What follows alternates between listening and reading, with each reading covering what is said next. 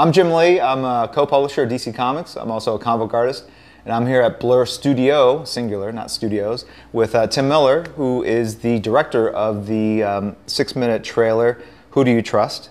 And we're talking about really sort of the backstory and some of the secrets behind the trailer and a lot of the thinking that went into making this really monumental piece. I mean, it's an honor to be here, Tim. It's an honor to be doing this, sitting here and talking to you about the comics that I grew up reading. You know, what's awesome about this whole project is, I mean, it started with Geoff Johns' sort of plot outline of the backstory for the game.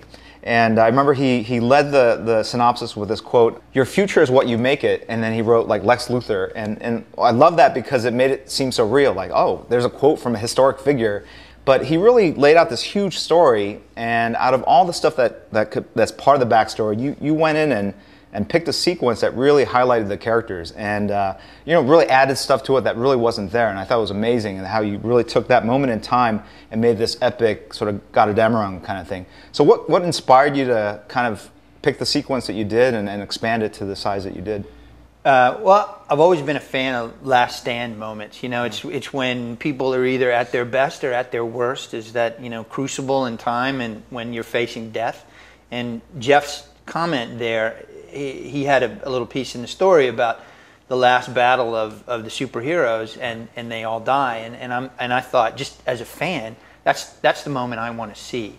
I want to see that moment where Luthor wins this thing that he's been fighting for his whole entire life in the comics, and he finally achieves it.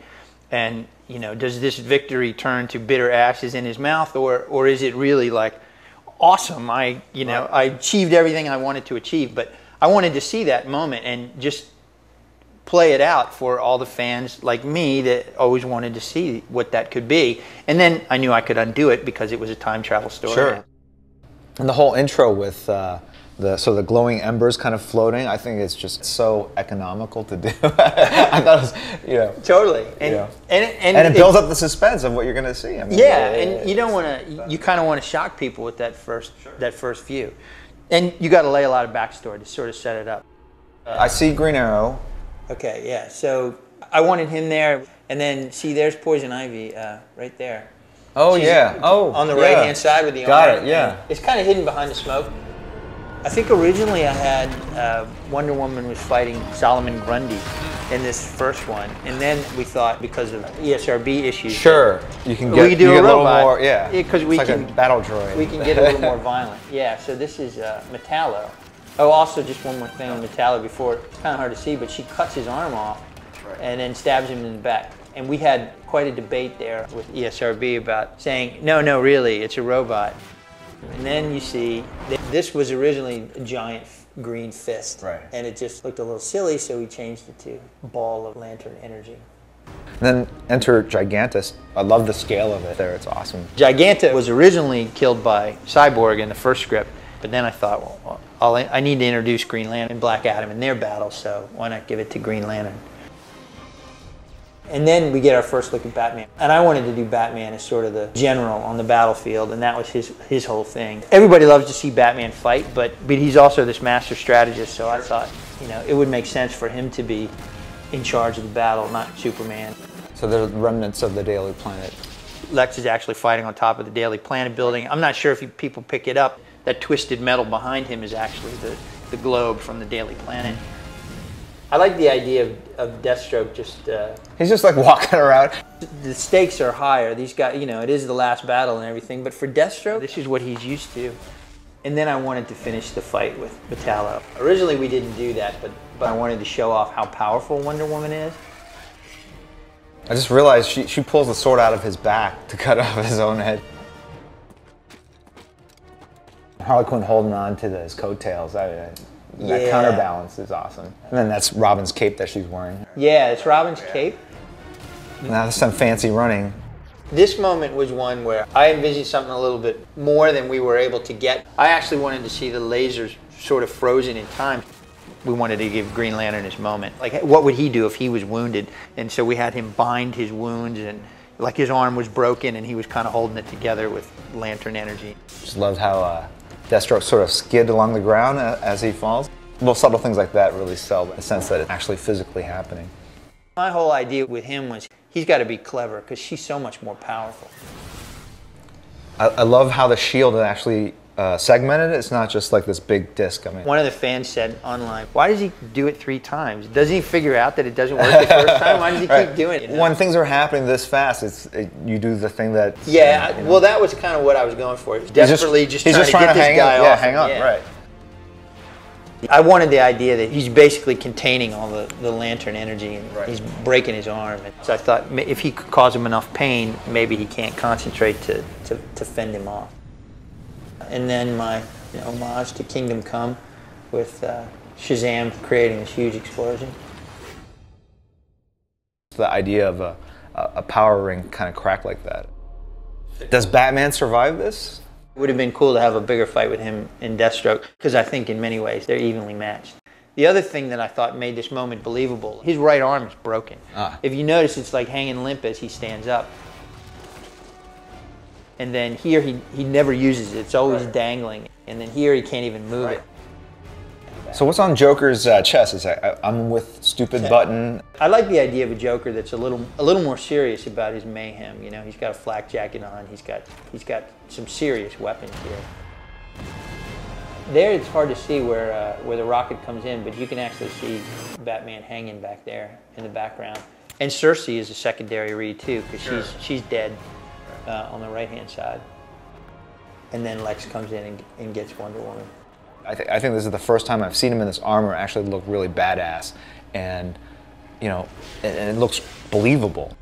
From all the noise in the universe, he hears her scream. And through the silence, the vacuum of space. The vacuum of space. That's how powerful Superman is. And of course, when he hears it, that's the thing that calls him to action. This is a nice sequence actually to kind of do frame by frame, because as he was coming in, I was like, you see the contrail behind, which was what I was talking about before, and it almost looks like he's flying sideways at this point, right? He is. And when he hits, you see all the rubble fly past him, and then you see his cape kind of fly, and then and he's hovering. I thought it was just really cool. And this flash of green light is for Jeff, because he knew that Luthor couldn't survive a straight shot from Superman, so we wanted to suggest that his shields were still there to kind of blunt the initial impact of Superman coming down. There was that great shot by Alex Ross where his red eyes are coming out, and all you see is the steam in the eyes as he's coming out, and he is pissed. I originally had Black Adam die, and then when you and Jeff came down, you said, we need a little more action for Superman, and we put this Black Adam sequence in, because I needed somebody that could go toe-to-toe with him. No, it's just, it's great to see him actually in some sort of melee thing, because he's always usually just picking up heavy things and like kind of gently dropping them to earth. You really highlighted how difficult Superman would be to defeat in battle. I mean, just from the distance he closes when he goes from Black Adam to Luthor, it's just like instantaneous, and there's just no way any guy in a robot suit would be able to react to that, and it's just he's helpless before that kind of unless you have fury. Unless you have some tricks up your sleeve. I realize there's some logistical problems with her mouth being stuffed full of kryptonite, and Woody sensed that, but I just thought the moment was. No, I don't think I've seen anything like that before. Superman would be, ready for his tricks, but I didn't think he'd be ready for this.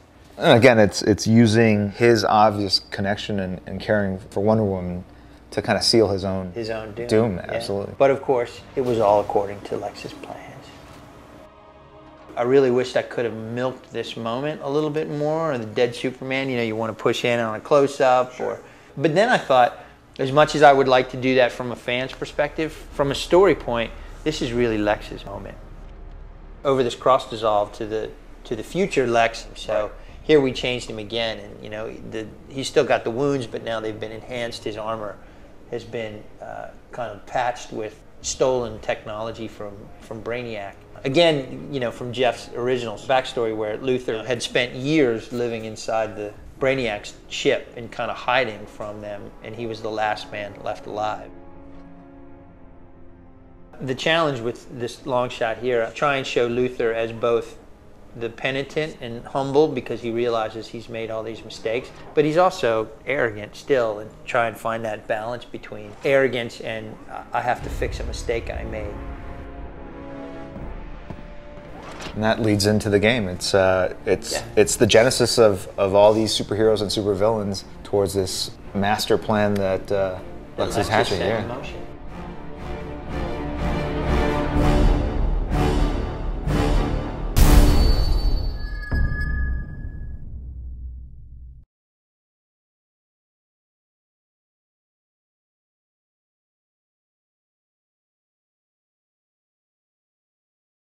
Sony.